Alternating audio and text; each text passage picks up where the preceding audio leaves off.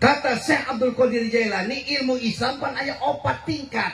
Kahiji nu dingaran kahiji ilmu syariat, kedua ilmu torekot, katilu ilmu hakikat, kaopat ilmu ma'rifat. Syariat, torekat, hakikat, ma'rifat. Syariat ibarat lautan yang luas tidak terbatas. Allah kedodoran. Syariat, ilmu syariat ibarat lautan yang luas tidak terbatas. Dalam alam syariat kita berbicara halal, haram, mubah, makruh, subhat, usuluddin, tarikhul Islam, jeung sajabana di syariat. Torekot artinya jalan, ibarat perahu yang ada di atas lautan. Kita harus mampu tenggelam ke dasar lautan untuk menemukan mutiara yang terpendam di dasar lautan. Mutiara yang terpendam di dasar lautan, hakikat ibarat mutiara yang terpendam di dasar lautan. Marifat. Ya, kedodoran. Ada laan.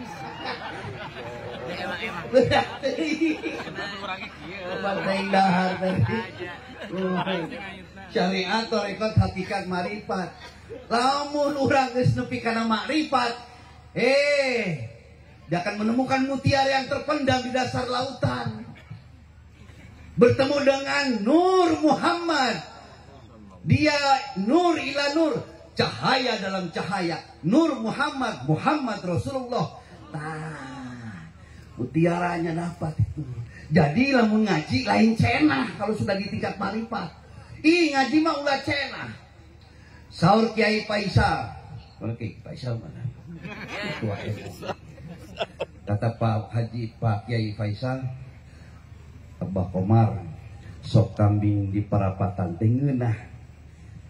Karena yang bicara Kiai Faisal, Haji Komar, hakul yakin sok kambing di parapatan ngeunah sanajan teu dahar. Hakul yakin sok kambing ngeunah. Haji Komar bicara lagi sama ketua umum Cyber, Kang Ustad Aging. Ustad Aging. Sok kambing di parapatan ngeunah. Ustad Aging karena yang bicara Abah Komar bukan hakul yakin. Ainul yakin sok kambing ngeunah. Apa bedanya? Ustad Aging, Haji Komar dengan Kiai Faisal. Ustad Aging ainul yakin sok kambing ngeunah walaupun belum makan. Abah Komar hakul yakin sok kambing ngeunah. Tapi Kiai Faisal kamal yakin, keyakinannya sudah sempurna, sok kambing ngeunah lain cenah, terus ada langsung. Tah gitu atuh ngaji mah ulah satengah-satengah. Oleh sebab itu mari kita bereskan orientasi kita. Sebab ada 3 orientasi seseorang menjadi apapun. Menjadi kepala desa, menjadi anggota cyber. Harus diluruskan orientasinya. Dalam psikologi Islam ada 3 orientasi seseorang menjadi apapun. Oke. Kalau dia menjadi Ngaku sabuk, Bang.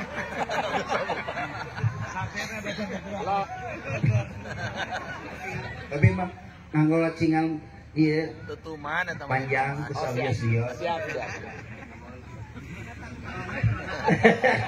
Acingan pendek eta. Ada 3 orientasi seseorang menjadi apapun. Mau jadi aparat sipil negara, mau jadi anggota dewan. Sekarang jadi anggota cyber. Ada 3 orientasi. Apakah dia menjadi anggota cyber berbasis orientasi pada material, psikologikal, atau spiritual? Kalau dia menjadi pengurus cyber berbasis orientasi pada material, maka dia menjadi anggota cyber pencari nafkah. Titik. Masya Allah. Hanya cari nafkah. Ujung-ujungnya orang yang seperti ini biasanya suka keserimpet masalah korupsi. Kalau dia jadi kepala desa berbasis orientasi pada material, maka dia menjadi kepala desa pencari nafkah. Ujung-ujungnya bisa keserimpet korupsi biasanya. Yang kedua, ketika dia menjadi anggota cyber berbasis orientasi pada psikologikal, maka dia menjadi anggota cyber yang karakternya renang gaya katak. Sikut kiri, sikut kanan, jejak yang bawah, jilat yang atas. Nah, luka dua. Kalau dia berbasis orientasi pada psikologika. Tapi kalau ketika dia menjadi anggota cyber berbasis orientasi pada spiritual, maka dia menjadi anggota cyber pencinta kemanusiaan, dan apa yang dilakukan hanya membuat Allah tersenyum. Mari kita membuat Allah tersenyum di tanah Nusantara, khususnya di Jawa Barat, lebih khusus di Cianjur, dengan cyber. Mari kita membuat Allah tersenyum. Gitu dong.